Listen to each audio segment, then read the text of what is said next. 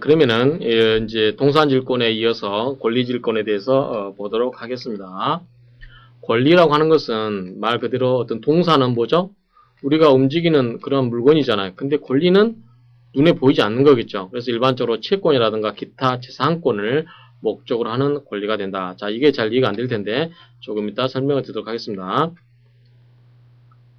부동산의 사용 수익권 이런 것은 뭐냐면 권리질권의 목적이 될 수가 없습니다. 지상권이라든가 전세권, 임차권 이것을 여러분들 질권을 잡을 수 있겠습니까? 그 다음에 성질상 제한되는 것, 점유권, 소유권, 지역권, 광업권, 어업권 이것도 역시 인정이 되지 않습니다. 그래서 여러분들 남의 그 점유하고 있는 권리를 가지고 질권의 목적으로 한다고 하면 그것을 가져와야 된다고 하는 건데 점유권은 그 사람이 계속 점유하고 있어야만 인정되는 권리 아닙니까? 그렇죠? 그렇기 때문에 인정이 안 되는 거고 양도할 수 있는 재산권이 아닌 경우 인격권, 상속권, 연금 청구권, 부양 청구권, 상호 계산에 겹된 채권, 부작위 채권 이런 것들은 역시 이 권리질권의 대상이 되지 않습니다. 그럼 권리질권의 목적으로 될 수 있는 게 뭐가 있냐면 채권, 주주권, 무채재산권, 저당권 이러한 것들이 이 권리질권의 대상이 되도록 된다고 할 수 있겠죠.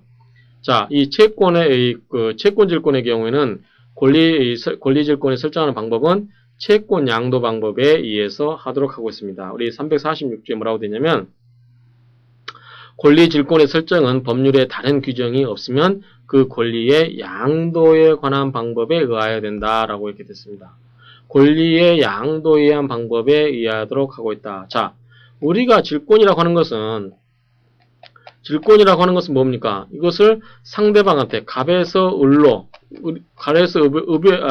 을이 돈을 주면 100만원 주면 갑은 을에 대해서 뭡니까? 이 물건을 넘겨줘야 되는 거죠. 아까 우리 롤렉스 시계를 넘겨주었어야만 가능했었죠. 따라서 이 권리질권도 뭐냐면 이 권리인데 권리는 방금 이야기한 것처럼 이 채권이라든가 주주권, 무채산권, 저당권 그래서 갑에게서 을로 넘어가야 되는 거죠. 그래서 양도가 안 되면 안 되는 거죠. 양도가 되는데 즉 권리가 넘어가는데 그럼 권리를 어떻게 넘겨줄 것인가 방법은 결국은 이 권리라고 하는 것은 권리의 양도 방법과 아주 밀접한 관련이 있겠죠. 그래서 권리 양도 방법에 관한 권리 양도에 관한 방법에 의해서 여기 질권을 설정할 수 있도록 권리 질권을 설정할 수 있도록 이렇게 된 거죠. 결국은 뭐냐면 질권은 뭐냐면 물건을 넘겨주는 것이다. 넘긴다고 하는 것은 양도하는 것이다. 그러면 권리는 뭐냐면 권리 양도하는 방법에 의해서 어떻게 할 것인가는 그렇게 정하는 것이다. 우리가 아까 동상 같은 경우는 그냥 물건을 넘겨줬으면 됐죠. 인도를 해버리면 됩니다. 그런 경우는 그게 가능하지만 이 권리질권은 그 권리마다 독특하게 여러 가지의 인도하는 방법이 있다. 양도하는 방법이 있다. 그러면 어떤 것이냐라고 하는 건데 아직 우리가 채권을 배우지 않거나 그 다음에 주주권을 모르신 부분에 대해서는 이 채권이라든가 이 주주권, 무채재산권, 저당권 이런 것에 대해서 아직 공부를 안 하신 부분이 대부분일 겁니다. 지금 현재 단계에서는 처음 들어본 분이 계실 수도 있는데 여러분들을 위해서 가급적 복잡한 내용을 생략을 하고 아주 쉽게 설명을 한번 드려보도록 하겠습니다. 자, 우리가 먼저 채권인데 채권은 뭐가 있냐면 우리가 이제 여러분들이 나중에 채권 총론에 대해서 공부를 하시게 됩니다. 채총에서 공부를 하시게 되는데 채권은 뭐가 있냐면 이 네 가지가 크게 아니죠. 지명, 지시, 무기명, 선택지권이죠. 우리가 말하는 건 일반적으로 그 민법에서 말하는 이 네 가지 채권에서 채권 총론에서 배우는 채권의 종류는 이 선택채권까지 해서 네 가지를 공부하시게 됩니다. 그러면 먼저 한번 설명을 드리도록 하겠습니다. 지명 이름이죠. 이름. 채권에다가 이렇게 이름을 써놓은 거예요. 자, 이 사람에게 나 승성에게 지급해 주세요 라고 이름을 적어 놓는 거죠. 그러면 이 사람은 뭡니까? 이 사람은 돈을 지급한 사람은 나한테만 지급해 줘야 되겠죠. 그렇죠? 그래서 자, 채권에다가 이렇게 처음부터 이름을 적어 두는 거. 이것이 바로 지명채권이 되겠습니다. 자, 질권 설정의 합의 및 채권 증서가 있으면 그 교부를 요하나 그 교부 방식은 점유계정으로는 족하고 증서가 없으면 교부하지 않아도 질권 설정에는 효력에는 영향이 없다. 그리고 다만 대항 여건으로서 통지라든가 승낙이 요구된다라고 하는 건데 일단은 이것을 갚주지 못하면 채무자 또는 제3자에게 대항할 수가 없다. 그래서 이런 것은 뭐냐면 지명채권을 쉽게 이야기하면 이런 것을 하려면 어떻게 됩니까? 당사자 간에 내가 질권 설정 합의할게. 질권 설정 돈 꿔줄게 라고 해서 갑과 을 간에 합의를 하겠죠. 그러고 나서 이 증서를 뭡니까? 증서를 교부하겠죠. 만약에 증서가 없으면 교부하지 않아도 된다라고 하는 거죠. 자, 제시채권은 뭐냐면 이렇게 이 사람에게 하거나 또 뭐가 있냐면 이 사람이 지시하는 자, 이 사람이 지시하는 자에게 지시를 해주세요라고 했을 때 이 지시하는 방법은 어떻게 하냐면 이것을 뒤에다가 배서를 하게 됩니다. 배서. 여러분들 은행에 가가지고 수표를 지급할 때 여러분들이 은행은 그 텔러 아가씨들이 뭐라고 그러죠? 그 텔러가 뭐라고 그러죠? 자, 이서해주세요 또는 배서해주세요 그러죠. 배서해주세요, 이서해주세요. 자, 배서라든가 이서란 말에 대해서는 여러분들이 우리가 어음수표법에서 자세하게 배웁니다. 어음수표법에서 자세하게 배우는데 어찌됐든 배서라고 하는 것은 뒤에다가 권리관계를 표시하는 거죠. 그래서 예컨대 자, 여러분들이 이렇게 갑에 대해서 자, 배서입니다. 뒤에서 갑에게서 을로 수표 앞면에는 어음 앞면에는 수표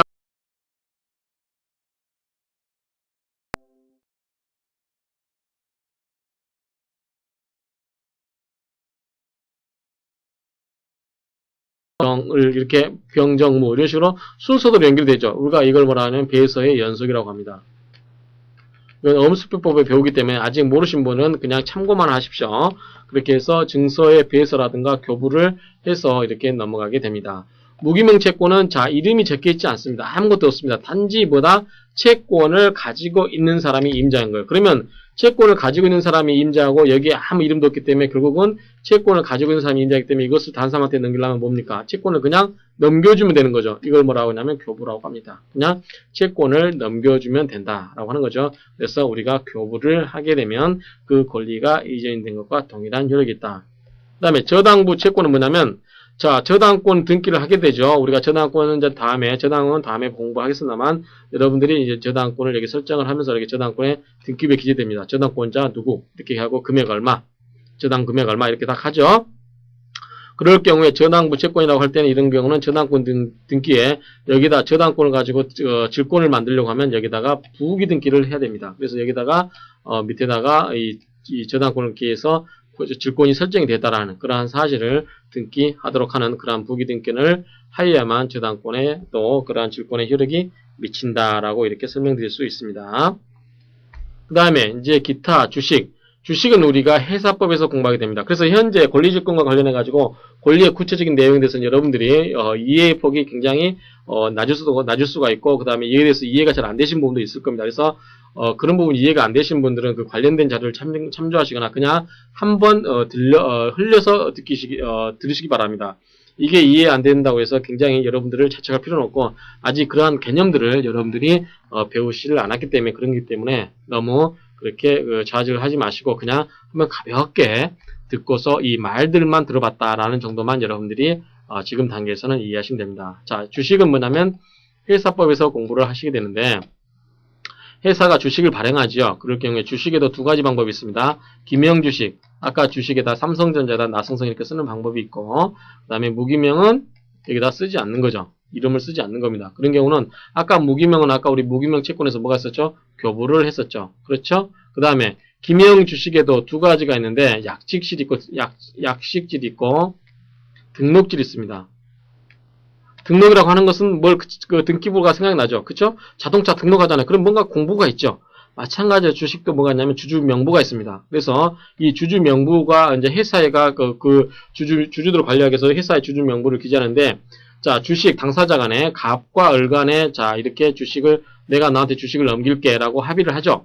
뿐만 아니라 이것을 을이 주식을 양수받으면서 이거를 대항하려면 뭘 해야 되냐면 이 주주명부 회사에다가 자, 원래 갑이 소유자인데 내한테 넘어왔다. 이것을 주주명부 회사에다 통지를 합니다.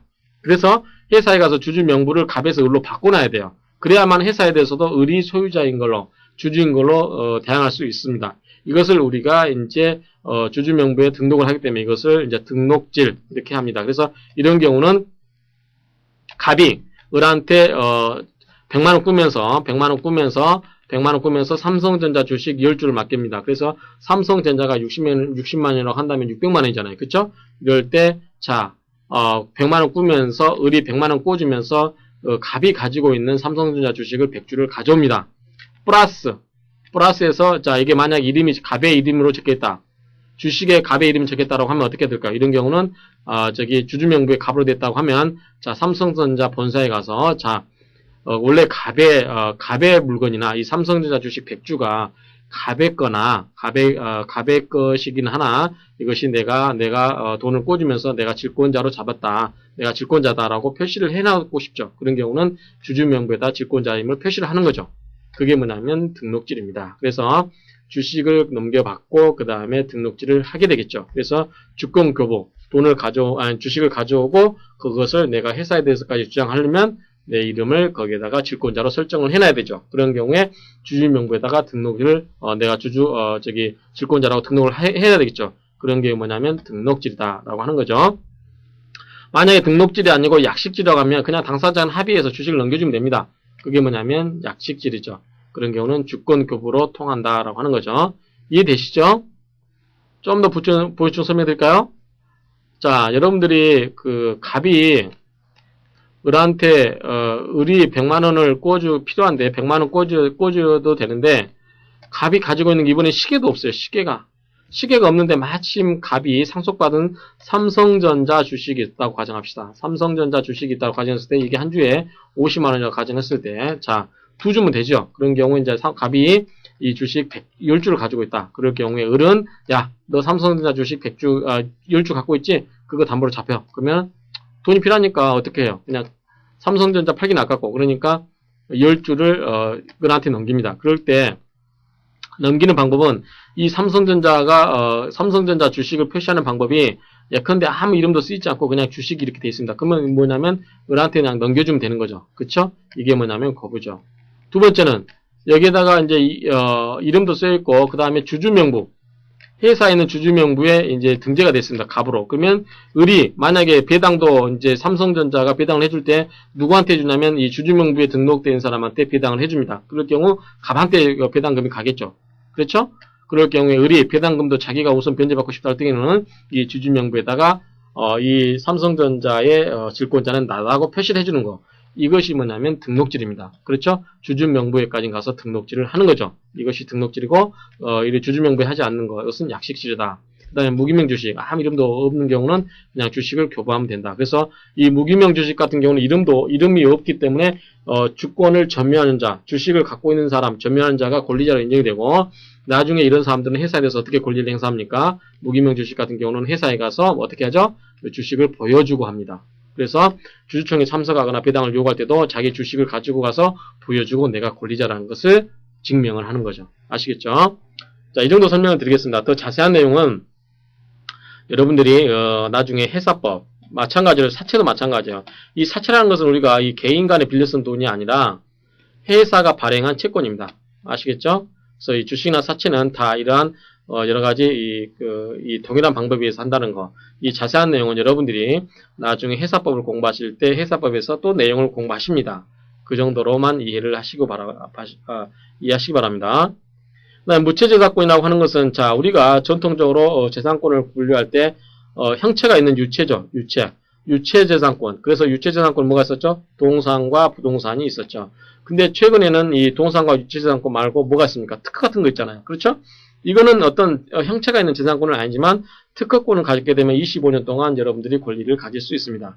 또는 뭐가 있습니까? 저작권. 그렇죠? 저작권. 여러분들이 책 잘 쓰게 되면 베스트셀러 작가가 되면 그 저작권에 관한 여러 가지 권리를 또 갖게 되죠. 그렇죠? 거기서 막대한 어떤 재산적인 이익을 취하게 됩니다. 그런 것처럼 이러한 경우에 내가 특허권이 있는데 내가 돈은 없으니까 내 특허권을 나한테 담보로 잡을 테니까 나한테 돈 실험자금으로 예컨대 10억만 꽂으라.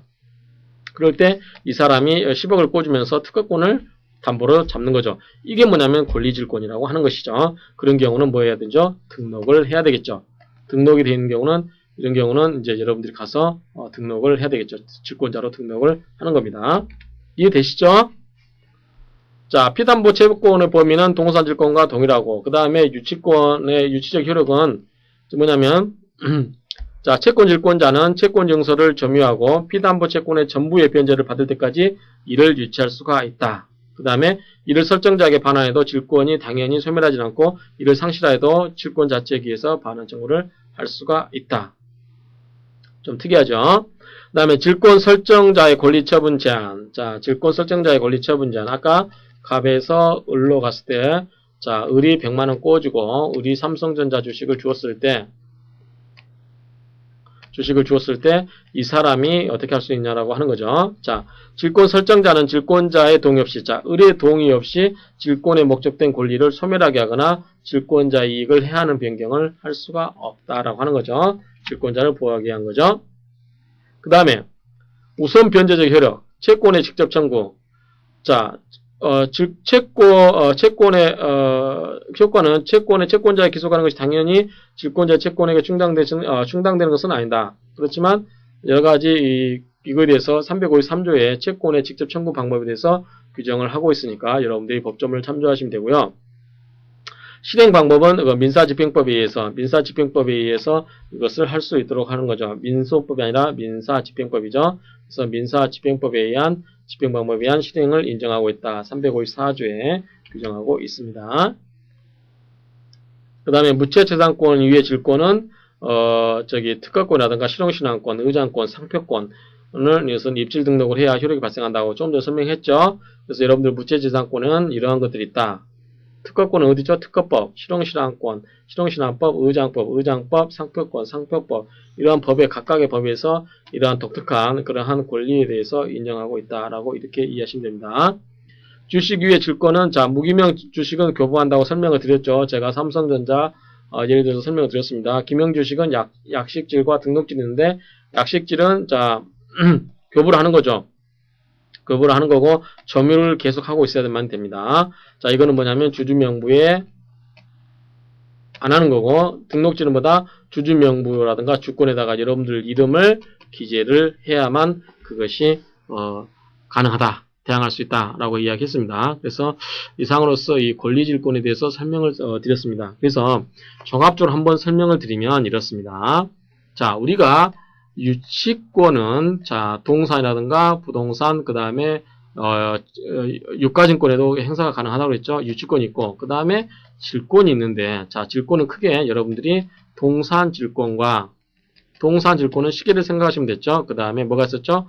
권리질권도 있는데 예컨대 이 권리에는 여러분들 뭐 채권이라든가 그 다음에 뭐가 있었죠? 주주권 그 다음에 무채재산권 이러한 여러 가지 권리가 있었죠. 그래서 그러한 권리 위에도 질권은 가능하다. 그래서 질권이 됐든 유치권이 됐든 뭐다? 그것을 물건을 또는 권리를 상대방한테 넘겨주고 상대방한테 돈을 꾸는데 내가 상대방한테 돈을 변제할 때까지는 상대방은 그것을 계속 점유를 하면서 즉 유치를 하면서 점유를 계속 하면서 돈을 변제를 압박하는 수단에 쓴다라고 하는 거죠.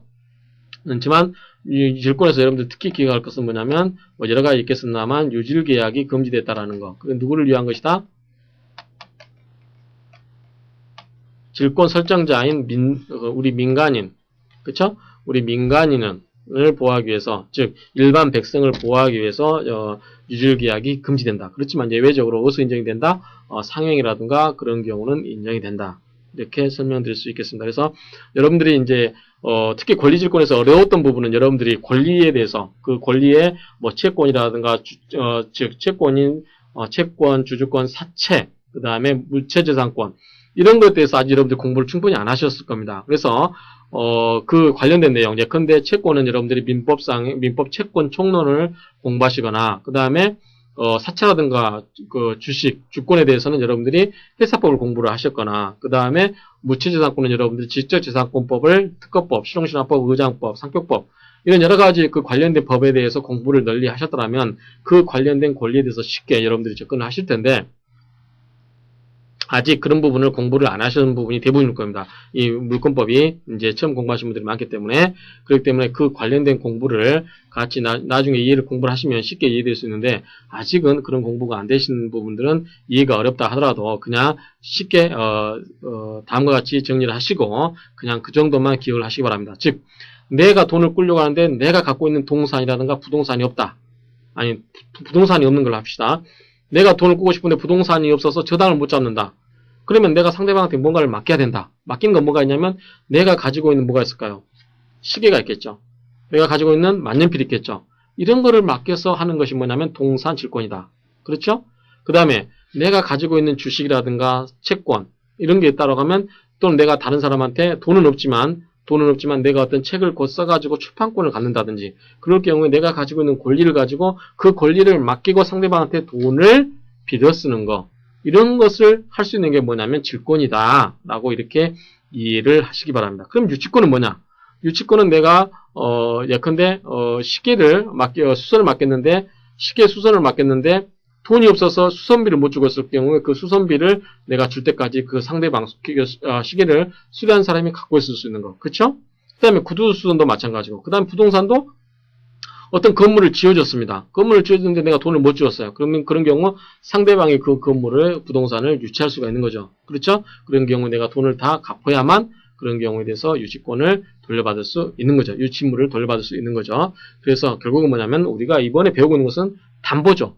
돈을 융통을 했는데 거기에 대해서 무언가를 담보로 제공을 하는데 담보에 대해서는 우리가 민법에 세 가지 배우고 있는데 유치권, 질권, 저당권이다. 그래서 우리가 이제 흔하게 이야기되는 것은 그냥 동상과 관련해서 쉽게 생각할 수 있는 유치권과 저당권에 대해서 공부를 하셨습니다. 그러면 이제 저당권은 여러분들 잘 아실 거예요. 저당권은 부동산에다가 저당 잡아놓고 그냥 쓰는 거 아니에요. 그쵸? 그런 거는 이제 하는데 다음 시간에는 계속해서 이제 그 담보물권 중에 저당권을 가지고 공부를 하도록 하겠습니다. 이상으로서 담보제도에 관한 내용을 간략하게 유치권과 질권 중심으로 살펴봤습니다. 이렇게 여러분들 쉽게 생각하시고 어려운 부분에 대해서 세세한 부분에 대해서는 이해가 안 되면 그냥 넘어가시기 바랍니다. 다음에 여러분들 그 관련된 공부를 하셨을 때 여러분들이 충분히 다시 공부하시면 충분히 이해될 수 있기 때문에 어려우신 부분은 그냥 대충 개념 정도만 그 말만 들어봤다. 이 정도만 생각을 하시고 넘어가셨으면 좋을 것 같습니다. 이상으로 이 담보물권 중에서 주식권과 질권 이런 내용을 가지고 강의를 했는데 이번 시간에 특히 질권을 갖고 공부하겠습니다. 이상으로서 마치도록 하겠습니다. 수고하셨습니다.